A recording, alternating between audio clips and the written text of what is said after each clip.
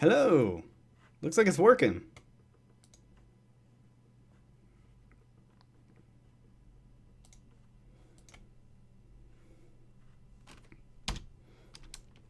Okay.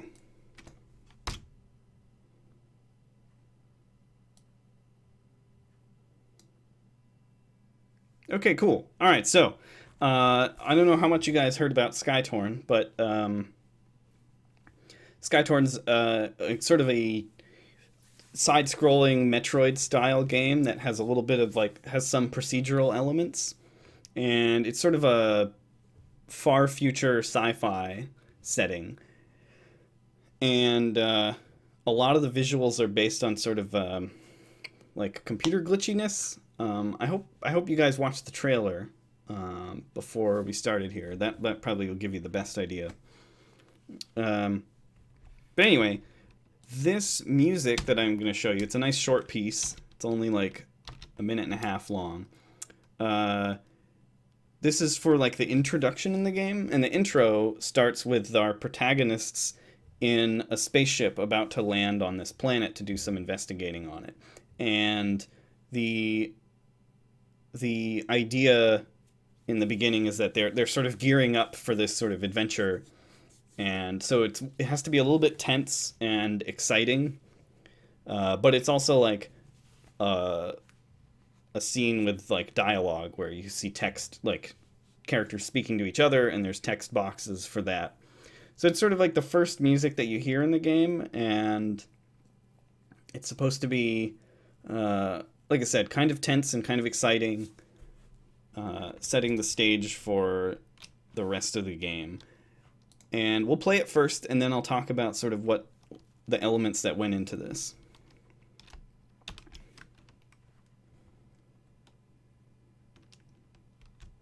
Here we go. Hopefully this will work.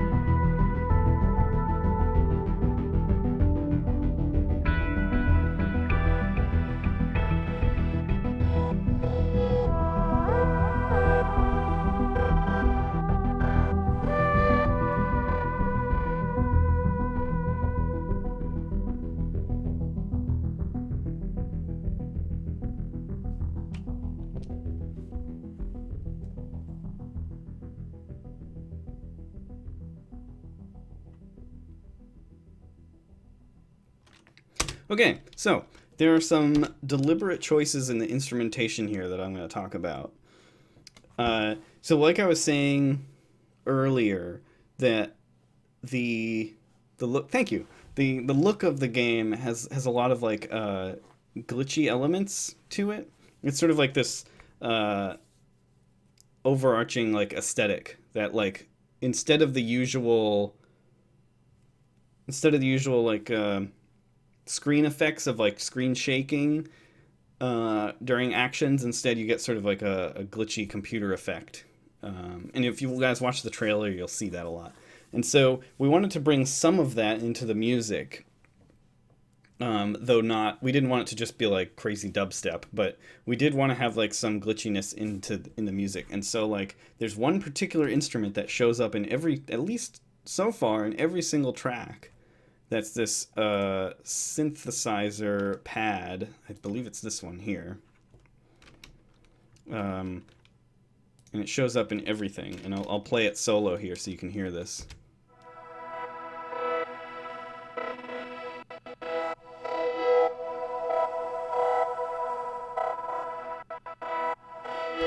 So that is just a pad and absinthe. Here you'll hear it without the glitching. It's a very simple patch.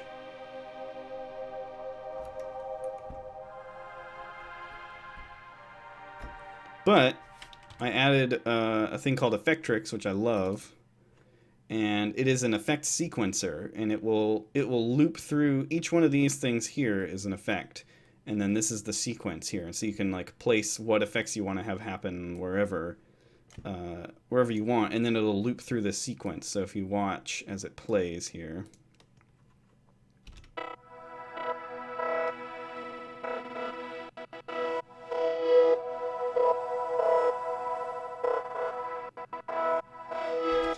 So that's like that pad gets used all over in the soundtrack, and so it becomes like this kind of recognizable thing.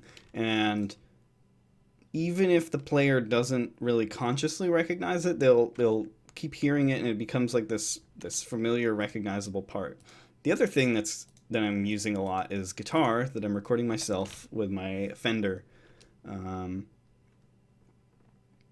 that's what these parts are. So like, there's a lot of guitar in the soundtrack, and so it shows up right in the beginning, the very first thing you hear.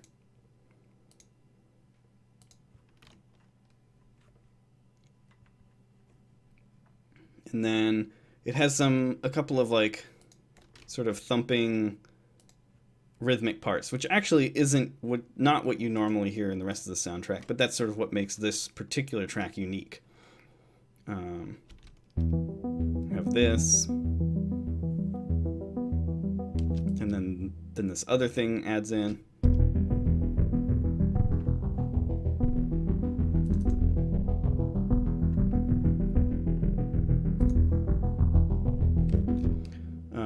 Those are unique to this one song. You don't hear them ever. This analog oboe thing, I believe it's a patch on Omnisphere, sounds so cool that I'm going to use it for other parts. That's this thing.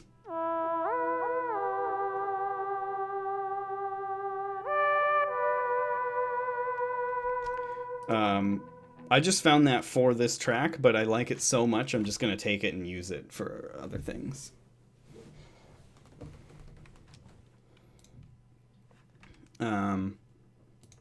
So yeah, the way I usually do these kind of things is I come up with ideas, I find instruments that I think would sound cool for this particular soundtrack, this particular game, and then I'll make a few tracks, and then like the most successful pieces of those, like the ones, oh, this sounded really good, I want this, to keep going.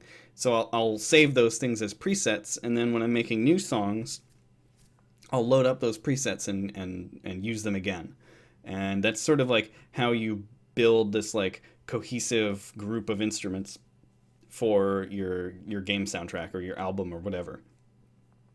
You don't always have to reuse them, but by using similar ideas and sounds over and over again, you'll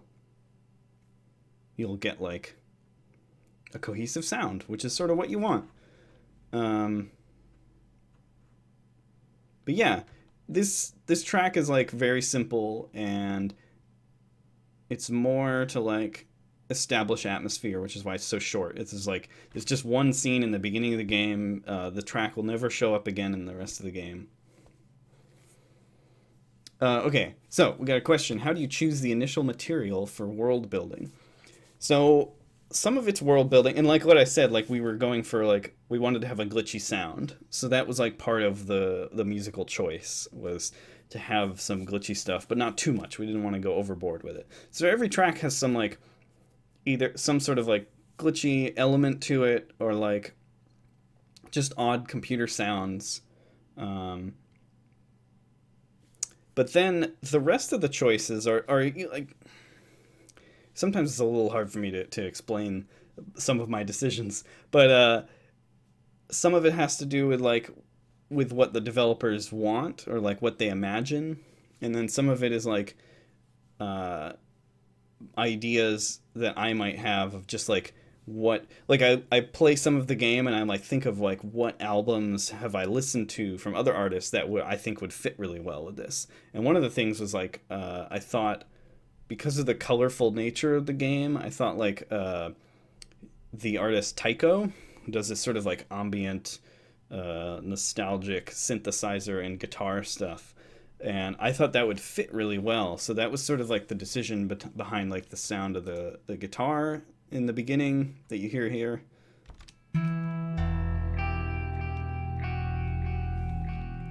Like that kind of thing. And then I wanted really warm sounding synthesizers, which is why you have this like oboe, this crazy analog oboe thing that sounds so cool. It's a very warm, like analog, nice, comforting sound, and so there's a lot of synthesizers that are like that in the game. And part of like world building is up to the player. Like you make this thing, and you put it in the game, and then the player plays it, and whatever music you put in is going to like be seared into their brain as belonging to this game. They're not going to question, unless you do a really bad job of writing music, they're not going to question the placement of the music. And that's why it's really important to be like, do things that are unexpected, because if you just do what's expected of the genre, like, so for example with FTL, when FTL first came out, a lot of reviewers were like, what is up with this music in FTL? Because they were expecting Star Wars, because everyone associates space with really bombastic orchestra stuff. And that's because of Star Wars and 2001, and to the lesser degree Star Trek. And so that's sort of what's expected. And a lot of early reviewers of FTL were like, I don't know if I really like the soundtrack of this, because it's not what I expected. I don't really like it. It's weird. It doesn't sound like space. But now other space games are sort of following the template, the style of FTL, because it now, like, a lot of people associate like space stuff, at least people who play indie games, they associate space stuff with like the sound of like echoey synthesizers, like I did for FTL. So it's important to do like bold and interesting and weird stuff for your soundtracks, because if you just do what's expected, a lot of times you can end up having a soundtrack that's not memorable, because they just sort of like, the player will think of other soundtracks that sound just like it. Like if you try to make it like Star Wars, they're just going to think of Star Wars and not your soundtrack. Another question. What was the developer's direction for the music for this? They actually gave me no direction, believe it or not. This is one of the first... Skytorn is maybe the only game that I've worked on where they just said, do whatever you feel like sounds cool, and we'll see what we can do with it. So that's sort of... it's really unusual. That doesn't normally happen. But they really trusted me, and they really wanted me for the soundtrack, so it worked out.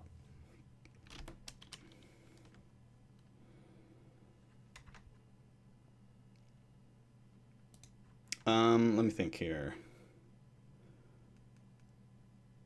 So, because of my lack of skill with guitar, I keep the guitar parts really simple. I only just started, like, I only picked up guitar a couple years ago, and I haven't really given myself that much time for, like, teaching myself guitar.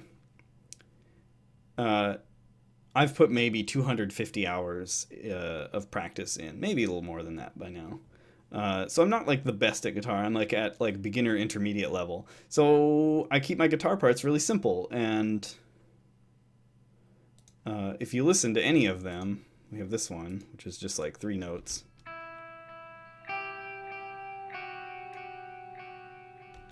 And then this one, which is just a rhythm part.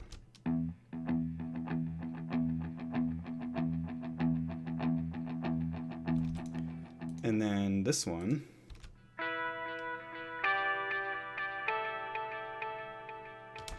And my point is that, like, it's simple, but it sounds good, and it's important to like play to your strengths and do what works, rather than trying too hard to make something that you're not skilled at yet.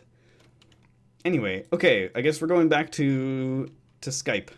But I hope you guys enjoyed this, and I hope the other viewers who are not actually part of the class also enjoyed it. Um, I'll be back later for Dead Space 2 with Allison. So anyway, see you guys later.